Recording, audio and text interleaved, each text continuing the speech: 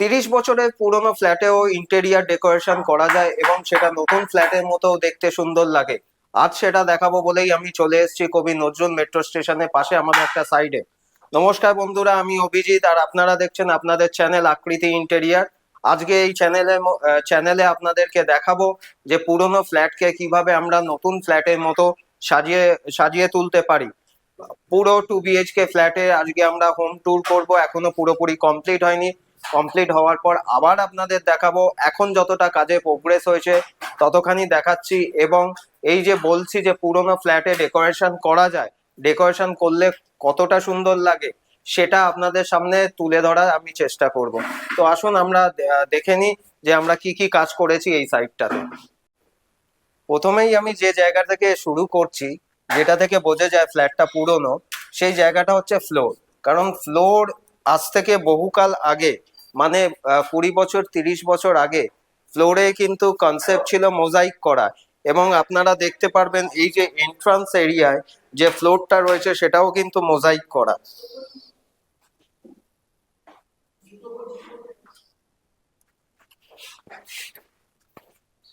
আমরা এই ফ্ল্যাটটা যখন আমাদের কাছে কাজের জন্য আসে বা ক্লায়েন্ট যখন আমাদেরকে হ্যান্ড ওভার করে রেনোভেশনের জন্য, তখন এই ফ্ল্যাটটার অবস্থাও এরকম ছিল। আমরা সেই জায়গায় সেই ফ্লোরটাকে চেঞ্জ করেছি আপনারা দেখতে পারবেন। আমি একবার দেখাই জায়গাটা।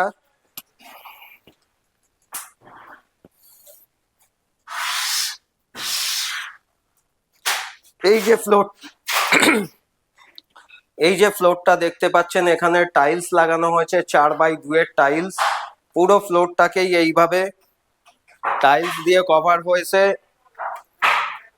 এবং বাথরুম বাথরুম যে সেকশন, এখন এখানে আমাদের কিছু গার্বেজ রয়েছে, কার্টুন প্লাইয়ের টুকরো। তো এইখানে টাইলসও দেখুন, এই টাইলসও চেঞ্জ হয়েছে। এখনকার যে টাইলস, সেই টাইলস আমরা এখানে ইনস্টল করেছি। এবং দেখে আপনারা হয়তো বুঝতে পারছেন যে এই টাইলসের প্যাটার্নটা অনেকটা মডার্ন যে টাইলসের ডিজাইন সেরকম। এবং এইখানে টাইলস গুলো আছে 2x2 এর।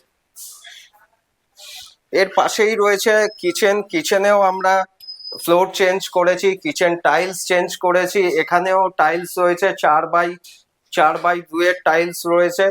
আমি এবং কিচেনটাকে আমরা এখনকার মতো মডিউলার কিচেন যেটা হয় সেই জিনিস বানিয়েছি। এখনো পর্যন্ত হ্যান্ডেল লাগানো হয়নি, তাই খুলে দেখানো সম্ভব নয় সব ফার্নিচার গুলো। কিন্তু কিচেনের এই যে 3টে সেকশন দেখা যাচ্ছে, এই 3টে সেকশনে বাস্কেট রয়েছে এবং ওই কর্নারেও একখানা বাস্কেট রয়েছে, যেটা বটল পুল আউট। আর একটা জিনিস বলতে ভুলে গেছি, বাথরুমের মধ্যে প্লাম্বিংও চেঞ্জ হয়েছে। কারণ 20-30 বছরের পুরনো ফ্ল্যাট যদি হয়, সেখানে লোহার পাইপ থাকে, জলের পাইপগুলো যেগুলো বেশি দিন পুরনো হয়ে গেলে রাস্ট পড়ে যায় এবং সেখান থেকে সিপেজ বা ড্যাম্প আসতে পারে বা ড্যাম্প আসেও। আমরা সেই জায়গাতেও কাজ করেছি। এই যে দেখতে পাচ্ছেন, এই যে জিনিসটা রয়েছে এটা পুরোপুরি চেঞ্জ হয়েছে। লিভিং এরিয়া মানেই টিভি ইউনিট সেখানে বানাতে হবে। আর আমার লেফট হ্যান্ড সাইডে রয়েছে টিভি ইউনিটটা ওয়াল টু ওয়াল জুড়ে। কেন ওয়াল টু ওয়াল জুড়ে হয়েছে সেটাকেও আমি আপনাদেরকে বলবো। এই জায়গাটায় একখানা প্যানেল হচ্ছে, মেন একটা প্যানেল রয়েছে, তার উপর একটা প্যানেল তৈরি হচ্ছে। আর এইখানে রয়েছে কিছু ওপেন সেলফ। এই যে তারগুলো দেখতে পাচ্ছেন, এই তারগুলো রয়েছে এখানে ডাউন লাইট লাগানো হবে বলে।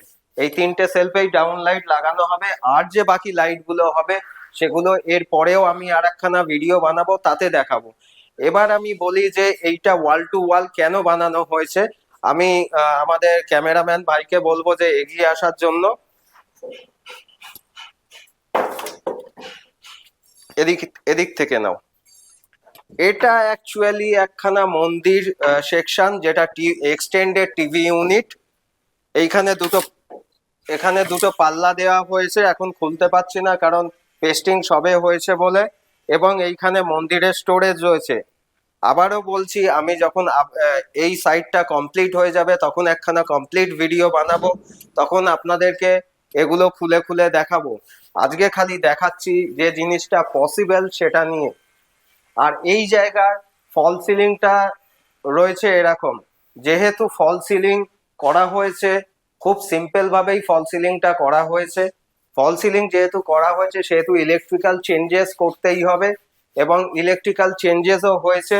তার সব থেকে বড় এক্সাম্পল হচ্ছে আজকের দিনে এই যে মডিউলার সুইচ বোর্ড দেখতে পাচ্ছেন, এই মডিউলার সুইচ বোর্ড আগের যে কানেকশন ছিল পুরোপুরি খুলে ফেলা হয়েছে, পুরো তার চেঞ্জ হয়েছে এবং নতুন তার দিয়ে এখানে প্রয়োজন মতো ফার্নিচার বানানো হয়েছে।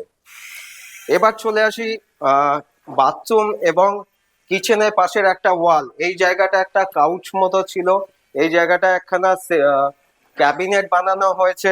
কমপ্লিট হলে আপনারা দেখতে পারবেন এটা কতটা ওপেন এবং কতটা শাটার দেওয়া হচ্ছে, সেই জিনিসটাও আপনারা দেখতে পারবেন।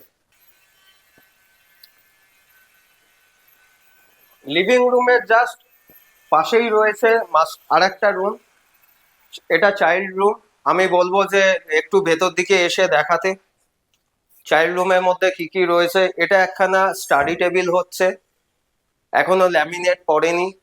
সাথেই পাশেই রয়েছে বেড, কাস্টমাইজ বেড, যেটাকে এই জায়গা অনুযায়ী অ্যাকোমোডেট করা হয়েছে, এবং এটা পুরোপুরি হাইড্রোলিক বেড। এবং এইখানে থাকবে এই যে ফাঁকা জায়গাটা, এখানে প্যাডিং দেয়া হবে। এর ঠিক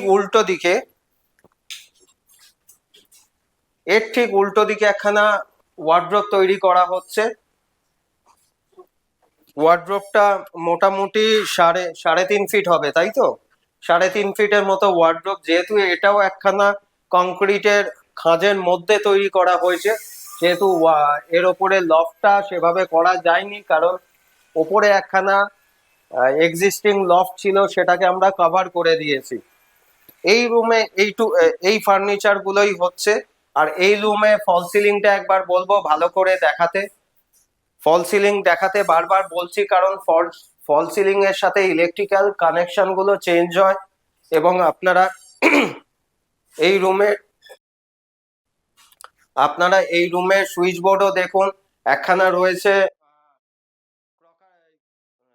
একটা রয়েছে স্টাডি ইউনিটের সাথে, এবং এইদিকে মেন সুইচ বোর্ডটা রুম থেকে ঢুকেই রাইট হ্যান্ড সাইডে। তো এইগুলো সব মডিউলার, তার মানে এটা বোঝায় যে এখানে ইলেকট্রিক্যাল চেঞ্জেস হয়েছে, এবং চেঞ্জেস হওয়ার কারণে এখনকার যে প্যাটার্নে মডিউলার সুইচ সকেট লাগানো হয় সেই জিনিসই আমরা এখানে লাগিয়েছি। লিভিং রুমের জাস্ট অপোজিট সাইডেই রয়েছে ডাইনিং এরিয়াটা, ডাইনিং প্যাসেজটা। আমি একবার বলবো যে এদিক থেকে প্রথমে ঘুরে দেখাতে, তাহলে আপনারা বুঝতে পারবেন, রিলেট করতে পারবেন যে আমার ব্যাক সাইডটা এই যে টিভি ইউনিট রয়েছে, আর এই জায়গাটা হচ্ছে ডাইনিং এরিয়া। ডাইনিং এরিয়া এই পাশটাতে একখানা ছোট ক্রকারির মতো পজিশন দেওয়া হয়েছে। এখানেও যেহেতু আগেকার কনস্ট্রাকশন, সেহেতু এখানেও একখানা ওয়ালের মধ্যে পিলার ছিল, এবং তার মধ্যে একটা খাঁজ রয়েছে।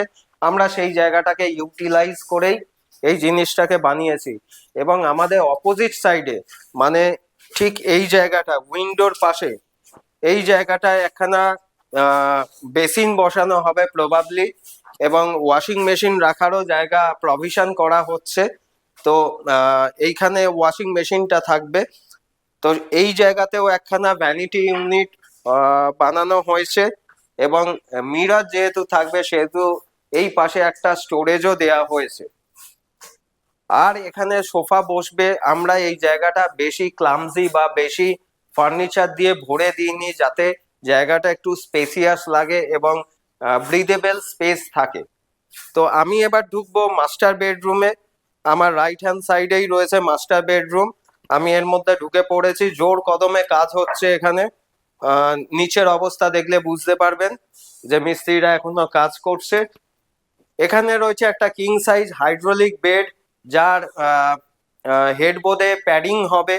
এবং যেহেতু এইখানে, আবারও বলছি, যেহেতু পুরোনো ফ্ল্যাট, তখনকার কনস্ট্রাকশন অন্য টাইপের ছিল, সেহেতু এইখানে একখানা কাউচ টাইপের ছিল, সেই জায়গাটাতে আমরা একটা ড্রেসিং ইউনিট বানিয়েছি। পুরোটা কমপ্লিট হয়নি, ল্যামিনেটের কাজ চলছে, সেহেতু পুরোটা দেখানো সম্ভব হচ্ছে না। যতখানি আপনারা দেখতে পাচ্ছেন মনে রাখবেন, আবার সাইড কমপ্লিটের পর ভিডিও আসবে, তখন দেখানো যাবে। আর আমাদের মাস্টার বেডরুমে এই টাইপের একটা ডিজাইন করা হয়েছে ফল সিলিং এর মধ্যে, একটু রাউন্ড শেপে, তাই কর্নার গুলোকেও রাউন্ড রেখেছি। আমরা সবসময় চেষ্টা করি যে ডিজাইন যাতে খুব হেভি না হয়, যাতে 6 মাস বাদে সেই ডিজাইন দেখে একঘেয়ে না লাগে। আমরা চেষ্টা করি সবসময় ডিজাইনটা খুব সিম্পল এবং আই সুদিং করার। তো আমরা সেইভাবেই সমস্ত ঘরের ডিজাইন এবং কালারকে বেশি হাইলাইট করিনি বা বেশি জমকালো ডিজাইন করিনি। আমার এইখানে রয়েছে একটা ছোট ওয়ার্ড্রোব, যেহেতু এইখানে স্পেস এরকম ছিল, এখানে রয়েছে পিলার, সেহেতু এখানে একটা ছোট ওয়ার্ড্রোব করা হয়েছে। আর মেন ওয়ার্ড্রোব যেটা, সেই ওয়ার্ড্রোবটা করা হয়েছে জাস্ট বাথরুমের পাশে। আরো একখানা এরকম কাউচ রয়েছে সেই স্পেসটাতে, যার কাজ এখনো চলছে, আপনারা দেখতে পাচ্ছেন। ভিডিওটা আমি খুব শর্টেই বানালাম, খালি এটা দেখানোর জন্য যে আমাদের পুরোনো ফ্ল্যাটে আমরা কিভাবে এই ডেকোরেশনটা করি। ভিডিও করতে করতে আমি বলেছি যে ভিডিও সাইট শেষ হলে আমরা এর ডিটেলস ভিডিও নিয়ে আসব, তখন আপনাদেরকে ডিটেলসে প্রতিটা ফার্নিচার খুলে খুলে দেখাবো, প্রতিটা ফার্নিচার খুলে খুলে দেখাবো। আজকে ভিডিও আমি এখানেই শেষ করব, বেশি বড় করব না, কারণ এখানে ল্যামিনেটের কালার পুরোপুরি সব জায়গায় ল্যামিনেট এখনো পেস্টিং করা হয়নি। ল্যামিনেটের কালার, রুমের কালার আপনারা কম বেশি দেখলেন, এগুলো কিন্তু আমাদের নিজেদের পছন্দ না। আমরা আমাদের পছন্দের কোনো জিনিস কিন্তু ক্লায়েন্টের ওপর চাপিয়ে দিই না। ক্লায়েন্টকে খালি গাইড করি যে আপনারা এই কালারটা নিতে পারেন, বা আপনারা একটা শর্ট লিস্ট করুন কালারে, তার ওপর থেকে আমরা সেটা ঠিক মানে চেষ্টা করি কম্বিনেশনটাকে করা। ক্লায়েন্টের হাতে পুরোপুরি স্বাধীনতা থাকে তারা তাদের পছন্দ মতো জিনিসটা করার। আমরা খালি টেকনিক্যাল সাপোর্টটা দিয়ে থাকি, এবং কিছু ক্ষেত্রে আমরা এইভাবে ডিজাইনটা করলে এটা ভালো হতে পারে, বেটার হতে পারে, সেই জিনিসটা ডিজাইনের মাধ্যমে তুলে ধরার চেষ্টা করি। আপনারা এই ব্লগটা প্রথম থেকে দেখলেন এবং আশা করছি আপনাদের ভালো লেগেছে। যদি ভালো লেগে থাকে লাইক, কমেন্ট এবং শেয়ার করবেন, এবং যারা আমাদের মাধ্যমে কাজ করাতে চান স্ক্রিনে দেওয়া নাম্বারে সকাল 10টা থেকে রাত্রি 8টার মধ্যে ফোন করতে পারেন, অথবা আমরা কাজের মধ্যে দেখতেই পাচ্ছেন না কতটা ব্যস্ত থাকি, যদি না ফোন আমরা ধরি, আপনারা হোয়াটসঅ্যাপে পিং করতে পারেন। এই দুটো নাম্বারেই হোয়াটসঅ্যাপ আছে, আপনারা আপনাদের রিকোয়ারমেন্ট, আপনারা আপনাদের ডিটেলস এই নাম্বারে সেন্ড করতে পারেন। তো আশা করছি খুব তাড়াতাড়ি আমি নতুন একখানা ভিডিও নিয়ে আসব। ততদিন চ্যানেলের সাথে থাকুন, সঙ্গে থাকুন, এবং যারা চ্যানেলে নতুন তারা অবশ্যই চ্যানেলটাকে সাবস্ক্রাইব করে দেবেন, লাইক কমেন্ট করে আমাদের পাশে থাকবেন। ধন্যবাদ।